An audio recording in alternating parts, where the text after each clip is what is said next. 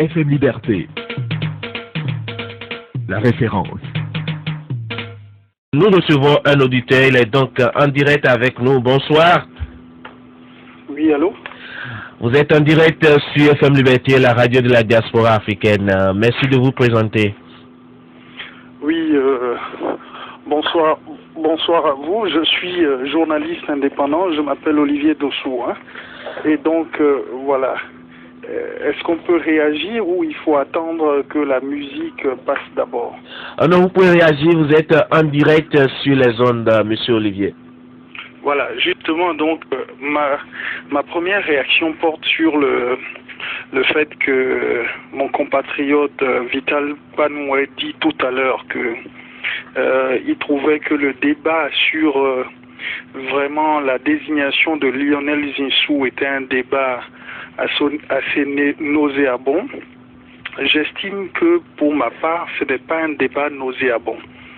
Parce que dans tout ce qu'il a eu à développer, je pense qu'il lui a manqué de préciser un certain nombre de choses.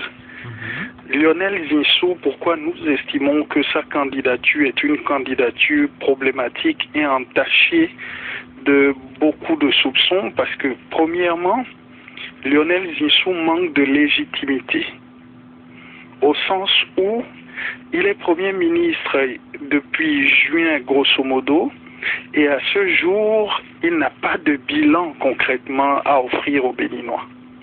À moins que son bilan ce soit de passer dans les écoles et de distribuer des lampes torches aux élèves et puis aux écoliers. Je pense que vous conviendrez avec moi que ceci ne peut pas constituer véritablement un bilan.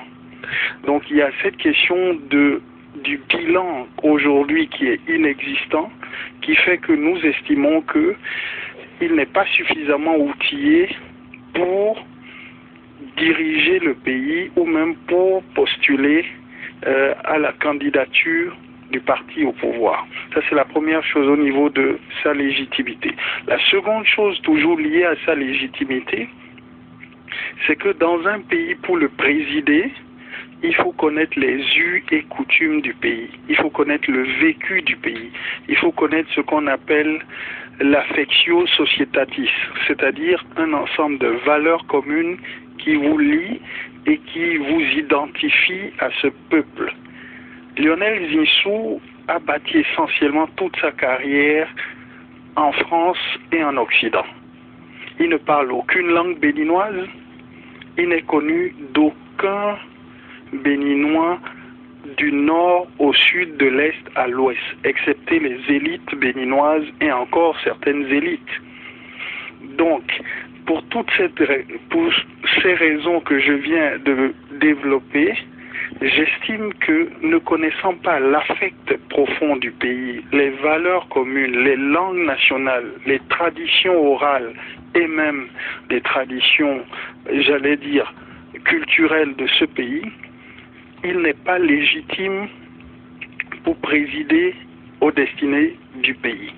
Ça, c'est la première chose au niveau de la légitimité. Donc, elle est en deux points, à la fois au niveau de son bilan, mais aussi au niveau de son absence de véritablement de connaissance de la culture locale. OK? Oui. Et en troisième élément, Lionel Zinsou ne dispose pas de terroir. Il ne dispose pas de fief. Or, vous convenez avec moi que, évidemment, pour diriger un pays, il faut toujours avoir une base Politique. d'où vous partez pour la citadelle du palais présidentiel. Il n'a pas de base. Il est né en France. Et ensuite, Ouida, dont ses parents seraient originaires, ou même Savalou, ça ne constitue même pas son fief. Est-ce que Cotonou est son fief? Je ne sais pas. Ça, c'est les trois éléments liés à son absence de légitimité.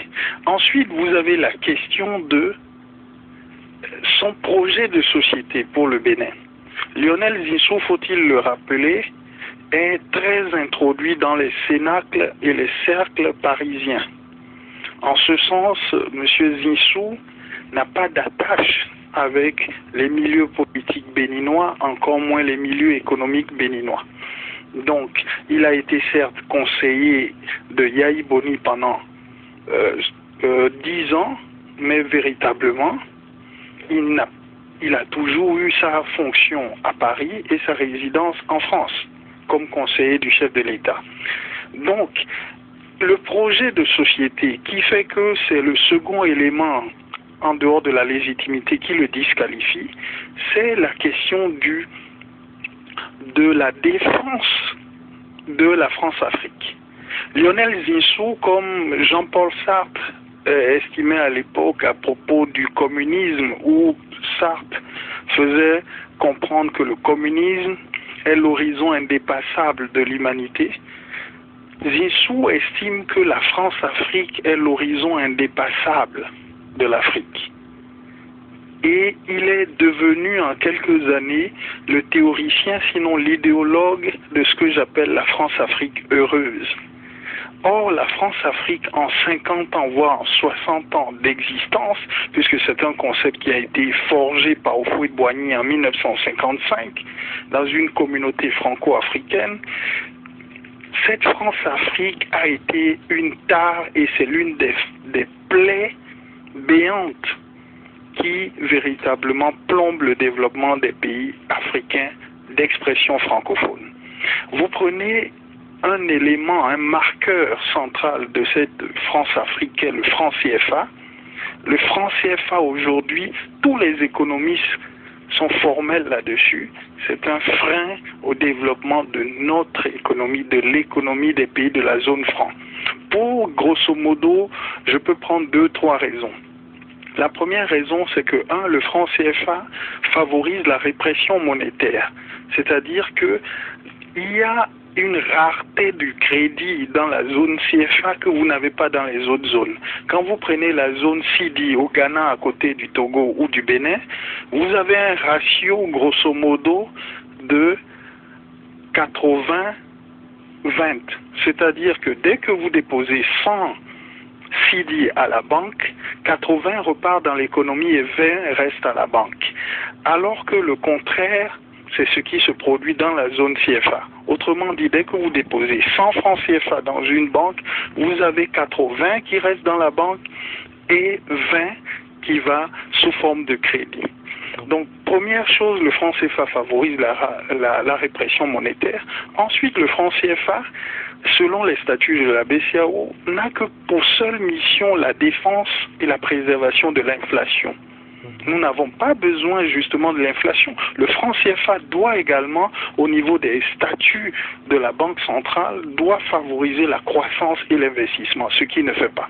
Et en troisième lieu, la question de la fixité de la parité. Le franc CFA est adossé à l'euro, qui lui-même est l'une des monnaies les plus chères. Conséquence, lorsqu'il y a des ajustements au niveau de la hausse du dollar ou même de la baisse du dollar opérée, nous ne pouvons pas l'opérer parce que justement, c'est une parité fixe avec l'ex-franc français et aujourd'hui l'euro. Donc pour un certain nombre de raisons, le franc CFA aujourd'hui constitue un danger, une menace pour nos économies. Et Lionel Zinsou, dans un rapport célèbre avec Hubert Védrine, l'ancien ministre des Affaires étrangères français, estime qu'il faut élargir même cette zone-là aux pays anglophones comme le Nigeria et le Ghana.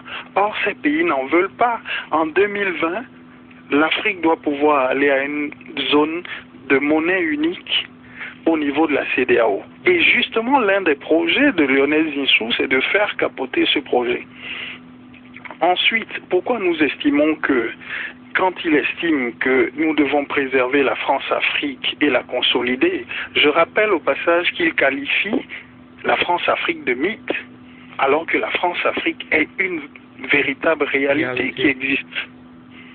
Donc, quand vous voyez ce qui s'est passé en Côte d'Ivoire en 2010, où on a bombardé tout un palais présidentiel au mépris du droit international, où on a tué des milliers d'Ivoiriens, quand vous voyez ce qui se passe aujourd'hui en Centrafrique, ce qui se passe dans le Nord Mali avec l'opération Serval, Sangaris en Centrafrique, ce qui se passe au Cameroun, et toute la mainmise du groupe Bolloré dans toute la sous-région et toute la côte africaine, qui est aujourd'hui, notamment dans le golfe de Guinée, dans la main de Bolloré, on ne peut pas, c'est à la limite une insulte à l'intelligence africaine que de dire que la France-Afrique est un mythe. Donc pour toutes ces raisons, nous estimons qu'il est véritablement disqualifié pour présider aux destinées du Bénin, parce que s'il venait à être élu, M. Zinsou favoriserait les décisions qui sont les décisions intéressantes pour la France. Une précision pour terminer, oui, c'est que M. Zinsou a signé, lorsqu'il est devenu Premier ministre en juin passé, il a signé dans le mois d'août une convention de concession avec le groupe Bolloré, alors que tous les avis à la fois du Conseil juridique de la présidence de la République, d'un certain nombre d'organisations de la société civile, des experts des chemins de fer et du domaine ferroviaire au Bénin, lui ont dit qu'il n'était pas fondé à signer cet accord-là avec Bolloré parce que c'était un accord léonin et que ça pénalisait le Bénin, en ce sens que le groupe Bolloré proposait de faire des rails vieux avec des écartements qui ne sont plus aujourd'hui aux normes, pour 1200 milliards de francs CFA, alors que le compatriote béninois Samuel Dossou, qui avait gagné le projet, lui proposait de les faire à 800 milliards de francs CFA, mais avec des rails aux normes internationales. M. Zinsou est allé à Niamey signer ce contrat et il y a 2 mois de cela, la Cour d'appel de Cotonou a condamné le groupe Bolloré et l'État béninois a restitué à M. Dossou, qui avait gagné ce projet, son contrat et à le réhabiliter dans ses droits. Or, le chef de l'État et Zinsou ont continué à faire du forcing pour exécuter ce contrat frauduleux. Heureusement que les magistrats béninois et un certain nombre d'acteurs de la société civile, dont ici je voudrais rendre hommage au Parti communiste du Bénin, se sont mobilisés pour faire échec à cela. Donc, il n'est pas exclu qu'une fois élu à la tête du pays, ce dernier favoriserait évidemment les intérêts de la France. Le choix de la France, notamment de Bolloré, dans un certain nombre de projets d'infrastructures et de projets maritimes où il viendrait à vendre totalement les quais au niveau du Bénin à M. Bolloré, qui aujourd'hui contrôle déjà le terminal à conteneurs de Cotonou, et en plus de vouloir contrôler le chemin de fer, tout simplement pour acheminer les mines, l'uranium de Areva du Niger via la France. Ce n'est pas pour transporter les voyageurs béninois, encore moins les marchandises béninoises. Donc, nous estimons que pour des questions liées à l'absence de légitimité, que j'ai mentionné, l'absence de bilan, la personnalité controversée de M. Zinsou, et surtout un dernier élément, c'est que Zinsou n'est en réalité que quoi? M. Zinsou est le symptôme d'un mal profond. M. Zinsou est la conséquence directe d'une quête anxiogène des élites béninoises à recourir à ce que nous appelons l'oiseau rare. Cette culture de l'oiseau rare, c'est quoi, grosso modo? C'est toujours aller chercher un homme providentiel hors du champ politique à nos problématiques, à nos problèmes. C'est ainsi que, en 89-90, nous sommes allés chercher un administrateur de la Banque mondiale, le président Soglo, pour en faire d'abord le premier ministre de transition, ensuite le chef de l'État. Je rappelle que dans les autres pays, la pratique couramment admise, c'est que vous venez à la tête du pays dans une formation politique, un militantisme avéré et puis un combat politique. Vous avez Alpha Condé qui préside aux destinées de la Guinée, qui a été longtemps opposant à Lassana Conté. Il a fait la prison. Il dirige le Rassemblement du Peuple de Guinée, le RPG. Vous avez Macky Sall. Il est à la tête de l'APR au Sénégal, après avoir été membre du Parti démocratique sénégalais. Vous avez Mamadou Issoufou, qui est membre du PNDS, Parti nigérien pour le développement social. Il a plus de 30 ans de militantisme, ancien dans la FEAN. Vous avez Ibrahim Boubacar Keïta, qui également a été un ancien également de l'ADEMA, Mali, l'Alliance pour le développement du Mali. Mais la singularité béninoise, dont Zinsou a un des symptômes, une des conséquences, c'est que nous estimons que militer dans un parti politique, se battre pour faire avancer ses idées, apprendre la gestion en interne, ça ne vaut rien. Il faut toujours recourir à l'homme providentiel hors du champ politique. On va prendre des technocrates. Donc Soglo, mais ça a également été Kérékou en 96. Kérékou ne militait dans aucune formation politique. Il est venu à la tête d'un aéropage de partis politiques qui l'ont porté. En 2006, nous sommes allés chercher un administrateur de banque, un banquier à Lomé, qui ne connaissait rien aux réalités politiques béninoises. Même s'il venait de temps en temps, il n'a jamais milité dans un parti politique, il n'a jamais véritablement eu une culture de militant. Ok, il est venu à la tête du pays avec une coalition qu'il a portée.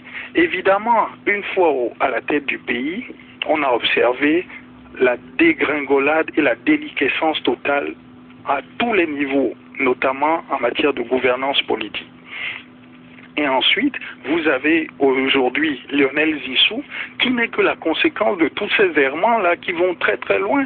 C'est-à-dire quelqu'un qui n'a jamais milité dans un parti politique béninois, qui est un ouvrier de la 25e heure qu'on va chercher et qu'on estime qu'il doit présider aux destinées du Bénin parce que il serait bien vu par les bailleurs de fonds, les investisseurs internationaux, etc., etc. Mais M. Zinsou n'a pas de culture politique. Il n'a pas de culture de gestion d'un parti politique. Il n'a pas de militantisme derrière lui. Il n'a pas blanchi sous le harnais véritablement des marches et de la prison pour des idéaux, des convictions qu'il a eu à défendre. Donc, autrement dit, c'est un technocrate. Or, la technocratie a montré partout ses limites. L'État n'est pas une entreprise privée, l'État est bien plus que cela. L'État, c'est ce qui nous englobe, nous tous, et l'État, c'est avant tout la primauté de l'intérêt général au détriment des intérêts particuliers. C'est un autre discours, c'est-à-dire autre que la logique d'accumulation qui est celle de l'entreprise. L'État, c'est à la fois la logique du partage et la logique de la solidarité. C'est ça. Or, les technocrates sont axés sur le profit, la rentabilité financière à court terme, et puis ils tiennent un discours de type managérial. Nos pays n'ont pas besoin de ça. Donc, pour toutes ces raisons, j'estime que la candidature de Zinsou porte en elle les causes de futurs drames que notre pays connaîtra s'il venait à être élu, et que tous les démocrates doivent se mobiliser comme un seul homme pour l'empêcher d'être élu au soir du 6 avril. Voilà ce que je tenais à vous dire. Merci à vous, Monsieur Olivier Dossou. Surtout, ne raccrochez pas, puisque vous avez fait des points très intéressants et vous avez donné votre point de vue, justifié pourquoi la candidature de Lionel Zinsou n'est donc pas légitime, absent de connaissance de la culture locale et ne dispose pas de fief et beaucoup d'autres aspects, vous l'avez mentionné. Eh bien, dites-nous, dans cette course, dans cette logique de présidentielle 2016, parmi tout ce beau monde qui se déclare candidat, qui pensez-vous peut apporter un plus au développement du Bénin? Écoutez, vous savez que généralement, nous disons que le vote est secret. Absolument. Voilà. Mais je dirais, je dresserai un certain nombre d'axes sur lesquels je pense que le prochain candidat devra véritablement œuvrer, sans pour autant donner de nom. C'est véritablement deux choses. La première, c'est une politique économique hétérodoxe. Parce que ce que nous avons fait depuis 25 ans de renouveau démocratique au Bénin, ça a été une politique économique orthodoxe axée sur la primauté du consensus de Washington. C'est quoi le consensus de Washington? C'est uniquement la course aux privatisations, La course au libéralisme sauvage, notamment dans le coton où ça fait des ravages avec Talon, nous pourrons en reparler, qui a fait fortune sur le dos de l'État dans ces circonstances. La gestion de la monnaie de façon véritablement monétariste, c'est-à-dire que le politique ne doit pas s'immiscer dans la gestion monétaire. Et ensuite, vous avez une approche budgétariste. C'est quoi l'approche budgétariste? C'est-à-dire c'est une réduction des coûts et des budgets sociaux de l'État, dans l'éducation, dans la santé et tout ça. Aujourd'hui, vous allez à Cotonou, c'est un chaos partout, c'est une scène de désolation sociale, économique, en termes de gouvernance politique. Donc, première chose, il nous faut une politique économique et sociale de rupture, sinon ce que je qualifie d'hétérodoxe, c'est-à-dire hors de l'orthodoxie néolibérale actuelle. Et ça passe par quoi? Ça passe par des investissements conséquents dans le secteur de l'éducation, de la santé, faire les deux axes stratégiques de la politique de développement. Ensuite, axer également la politique sur l'audace, un État stratège. Et ça passe par le fait qu'il est inadmissible pour un pays comme le Bénin de violer même sa propre législation pour vendre ses rails et ses ports à Bolloré. Alors que la loi, il existe une loi béninoise qui dit que les télécommunications, les rails et un certain nombre d'autres secteurs ne doivent pas être cédés au privé parce que ce sont des secteurs stratégiques. Or, Yahi Boni a tout vendu, tout bradé. Donc, le profil du prochain dirigeant, pour moi, sera celui qui va mettre l'accent sur la nécessité de développer un État fort et stratège, c'est-à-dire un État aujourd'hui qui contrôle véritablement ces secteurs stratégiques. On annonce même que Bénin Télécom va être vendu à Orange si Nzissou venait à être élu, parce qu'il est très introduit dans les cénacles parisiens d'affaires. Donc, cette politique de rupture devra axer également sur la lutte implacable contre l'impunité. Ça passera par véritablement donner plus de moyens à la justice pour sanctionner un certain nombre de crimes économiques et de crimes crapuleux également, l'insécurité qui gangrène, et créer les conditions d'une véritable paix et stabilité sociale pour générer une confiance des Béninois pour entreprendre et investir dans leur pays. Je suis un partisan de ce que j'appelle la finance de la diaspora. Il faudra que la diaspora s'implique dans un cadre, véritablement un cadre qui est un cadre épanouissant, émancipateur, où l'État doit créer les conditions pour capter les investissements de la diaspora. 300 milliards ne sauraient dépasser 10 millions d'habitants, avec près de 4 à 3 millions de Béninois dans la diaspora, parmi des gens qui ont fait fortune, qui sont assez installés en Europe, moi-même je vis en Europe, etc., etc. Donc, il est inadmissible que pour 300 milliards, nous vendons notre port, nous vendons le rail, en sachant que les pays dans lesquels Bolloré a pris le rail, quand vous prenez le Cameroun ou la Citarail au Burkina Faso, ça a été une catastrophe. Il a mis le paquet sur les marchandises et les gares ont fermé, les gens ont été licenciés et voilà la logique qui nous guette aujourd'hui. Donc, cette politique hétérodoxe devra passer par, comme je l'ai dit, une gestion audacieuse de l'économie, mais surtout un État stratège, planificateur. Parce que s'il y a une chose que nous avons beaucoup perdu dans nos pays, c'est les plans stratégiques sur 10 ans, sur 15 ans. Qu'est-ce que nous voulons faire du Bénin à l'horizon 2030, 2045? Et pour ça, ça passe par maintenant avec de grandes orientations stratégiques où on doit requérir un ensemble de consensus au niveau de la classe politique, sociale et civile nationale pour se dire voilà ce que nous devons faire. Mais nous ne saurons le faire sans une politique de rupture. Rupture d'avec le pacte colonial français qui au travers du franc CFA et au travers d'un certain nombre d'accords, même au sein de l'UEMOA, avec le tarif extérieur commun, nous marginalise et pénalise nos économies. Pour ça, il faudra que le dirigeant, fort de sa légitimité, mais avec le soutien de son peuple, il aille vers cette politique audacieuse. Autrement dit, nous allons gérer toujours la rareté, mais avec la misère qui est porteuse d'une prochaine déflagration, d'une prochaine guerre, parce que les gens ne mangent pas à leur faim. Vous allez à Cotonou, tout le monde fait zémidjan. Aujourd'hui, on parle de plus de 600 000 personnes qui font zémidjan dans les rues de Cotonou et des grandes villes béninoises. Peu de Béninois arrivent à boucler 3 repas par jour. On nous parle de croissance. Quelle croissance? La croissance qui ne nourrit pas son homme n'est pas une croissance.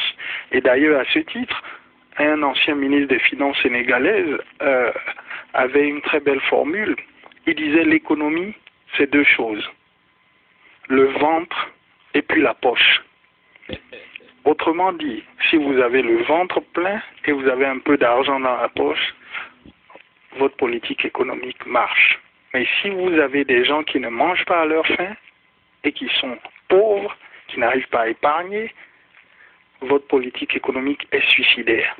Et Lionel Zinsou est comptable de tout cela parce qu'on ne peut pas aujourd'hui passer sous silence le bilan catastrophique de Yahi Boni, en sachant qu'il a été conseiller spécial de Yahi Boni depuis 2006 et qu'à ce titre, véritablement, si tel est le bilan que Yahi nous propose et qu'il s'offre à nos yeux, nous devons en conclure que les conseils de Zinsou ont été mauvais. Et qu'est-ce qu'on fait, cher monsieur, dans une société lorsque vous prodiguez de mauvais conseils à votre patron? Généralement, qu'est-ce qui est communément admis? Il commettra les mêmes erreurs. Non seulement il commettra les mêmes erreurs, mais le patron ou le responsable de la société vous vire de la société. Absolument. Parce que ça veut dire quoi? Ça veut dire que vos conseils ont été mauvais, catastrophiques. Je rappelle que beaucoup d'autres, il n'y a que 2 personnes qui partagent ce privilège avec Lionel Zinsou. Il y a Amos Elegbe et Lionel Zinsou. Les 2 sont des conseillers spéciaux, c'est-à-dire qu'ils ont un large champ de juridiction sur lesquels ils donnent leur avis et leurs décisions. Les autres sont conseillers juridiques, conseillers sociaux, conseillers numériques, conseillers ceci, conseillers cela. Eux, ils sont conseillers spéciaux.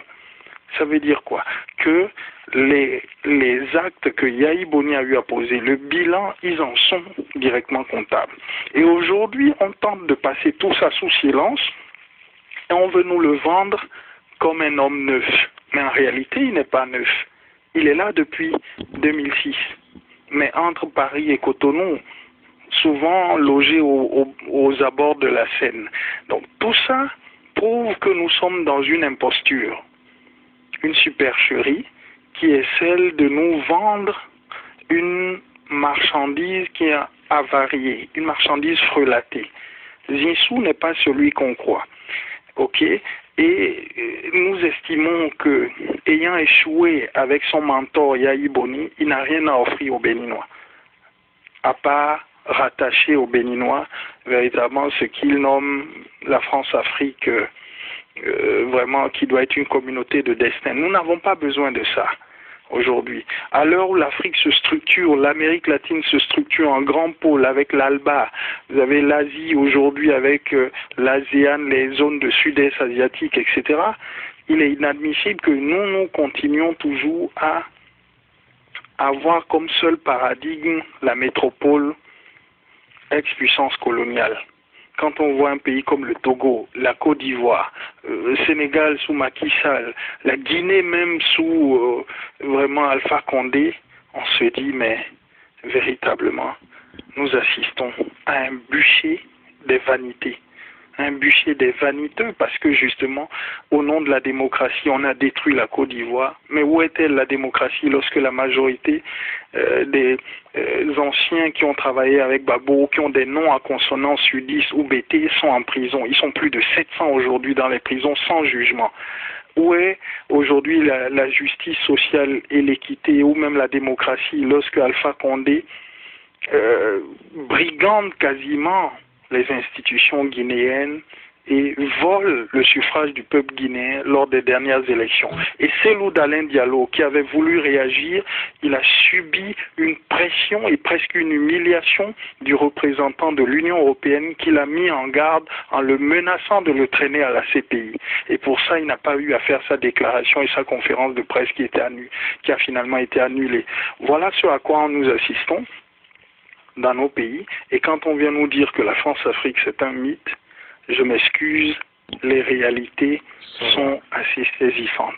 Vous voyez, donc je ne pourrais pas, pour me conclure, je ne pourrais pas vous donner un profil type ou un nom de candidat, mais je pourrais dresser les grandes orientations qui me paraissent fondamentales pour réorienter notre politique suivant une logique hétérodoxe et une logique de rupture d'avec véritablement ce à quoi nous avons assisté depuis 50 ans. Nous devons aller vers ce que Samir Amin appelle la déconnexion.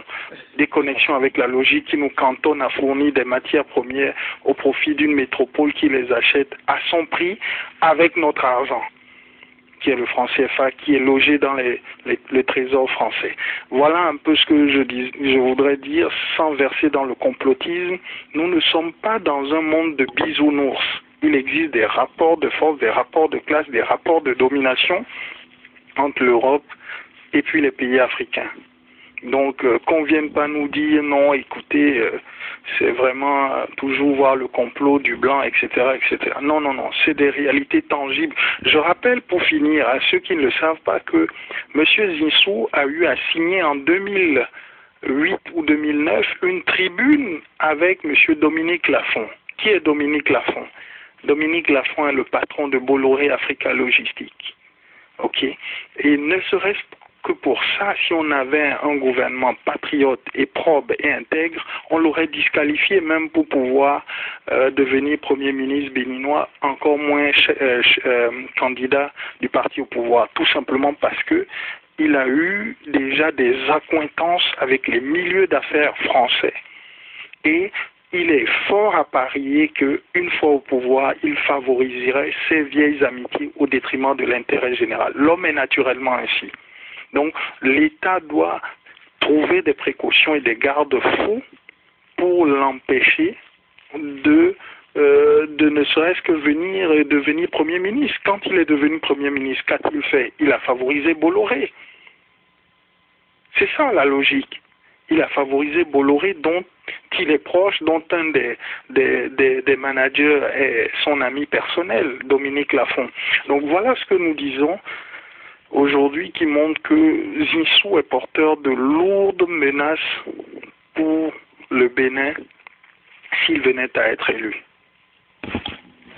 Nous espérons que le pays n'en arrivera pas là et que nous n'allons pas plonger dans le pays dans le gouffre, et nous allons aider à notre manière à travers des gens comme vous, et bien aider le Bénin à sortir de l'ornière pour véritablement entamer le chemin du développement dans ce troisième millénaire. Merci à vous, Monsieur Olivier Dossou. Nous vous raccompagnons en attendant de vous retrouver de l'autre côté de la ligne, et nous vous raccompagnons avec cette belle mélodie. Merci. www.fmliberté.com